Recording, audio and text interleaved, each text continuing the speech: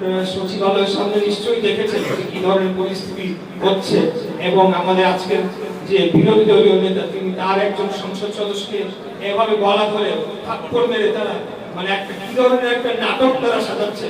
তো বিগত 2014 সালের পর থেকে কোথায় ছিল জামাত, কোথায় ছিল তারা? একটা জ্বালানি নীতি একটা রাষ্ট্রের জন্য একটা জাতির জন্য সেটা প্রণয়ন করতে অন্তত 15 থেকে 20 বছর সময় লাগে।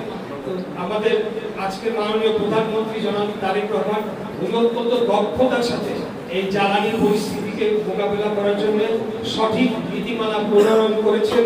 এই জ্বালানি খাতকে ফ্যাসিবাদ মুক্ত করতে এবং কয়েকটা সিন্ডিকেটের হাত থেকে রক্ষা করার জন্য ইতিমধ্যে আমরা ক্যাবিনেট সহ সংসদে আগামী সংসদ অধিবেশন যখন বসবে সেখানে নীতিমালা উপস্থাপন করা হবে। সেখানে তর্ক বিতর্কের মাধ্যমে আমরা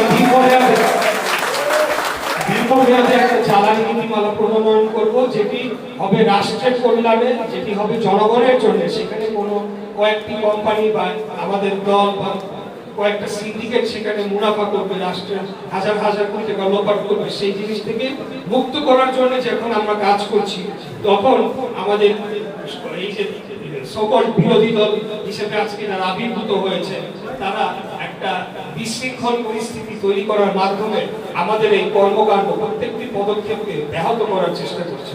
শুধু এটা নয়, আরো বিভিন্ন জায়গায় আপনারা লক্ষ্য করে দেখবেন যে মব তন্ত্র, মব কালচার যেটাকে আমরা আখ্যা দিচ্ছি, বিভিন্ন জায়গায় মব তন্ত্র তৈরি করার মাধ্যমে আমাদের নেয়া পদক্ষেপগুলোকে তারা ব্যাহত করার চেষ্টা করছে। সে কেবলমাত্র তাদের ব্যক্তি স্বার্থ। তারা বিগত 24-এর গণঅভ্যুত্থানের পর যে সরকারটি এসেছিল সকলেই জানে সেই সরকারের সরাসরি পৃষ্ঠপোষকতা এবং সরাসরি উদ্যোগে একটি নতুন রাজনৈতিক দল গঠন হয় যার নাম এনসিপি, যাদেরকে আমরা মনে করি আমাদের সহযোদ্ধা, আমাদেরই ভাই। আমরা একসাথে ফ্যাসিবাদ বিরোধী আন্দোলন সংগ্রামে লড়াই সংগ্রাম করেছিলাম। তাদের যারা নেতৃবৃন্দ রয়েছেন তাদের অবদানকে আমরা সসম্মানে স্বীকৃতি দিয়েছি, কিন্তু তাদের কোটি কয়েক নেতাকর্মীর কারণে আজকে তারা পুরো জুলাইটাকে কলঙ্কিত করে চলছে।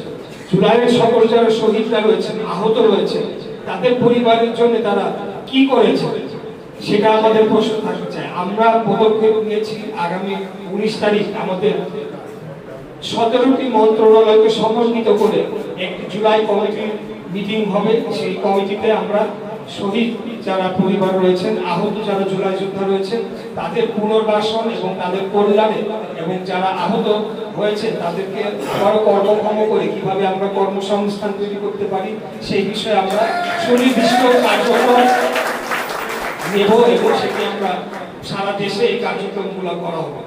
জুলাই যারা সকলে শহীদ হয়েছে এটা তো কেবল 5 জন বা 6 জন বা 10 জন ব্যক্তিকে এই কৃতিত্ব দিলে চলবে না।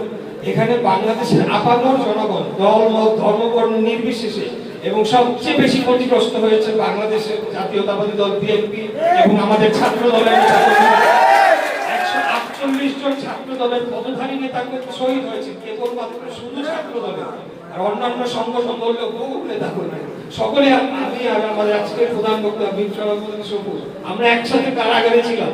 উনিও এই আন্দোলন করতে গিয়ে কারাবরণ করেছিলেন এবং পরবর্তীতে 6 আগস্ট আমরা একসাথে কারামুক্ত হয়ে আবার বের হয়ে আসি।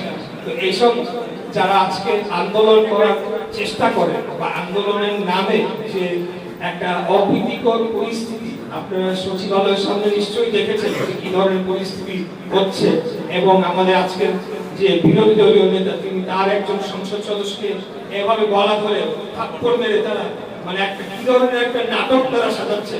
তো বিগত 2014 সালের পর থেকে কোথায় ছিল জামাত, কোথায় ছিল তারা? বাংলাদেশ জাতীয়তাবাদী দল বিএনপি নেতাকর্মীরা গুম হয়েছে, খুন হয়েছে। আমি 17 বছর যাবত আমরা আন্দোলন সংগ্রাম করেছি, কিন্তু 2014 সালের পর বিশেষ করে আমি বলবো 9 সাল থেকে 14 সাল তারা কোনোভাবে গা বাঁচিয়ে এই আন্দোলনে আমাদের সাথে ছিল। 14 সালের পর যার ফলে তাদের আজকের যারা নেতাকর্মীরা তারা তো ছাত্রলীগের পরিচয়, ঢাকা বিশ্ববিদ্যালয়ের যারা নেতা ছিল তারা তো ছাত্রলীগ করেছে।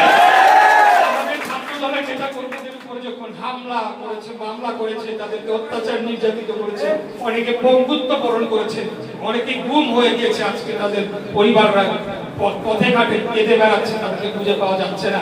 তখন তো তারা ছাত্রলীগ করে সেই নির্যাতনে অংশগ্রহণ করেছেন, আমাদের উপর অত্যাচার নির্যাতনে তারাও অংশীদার ছিলেন।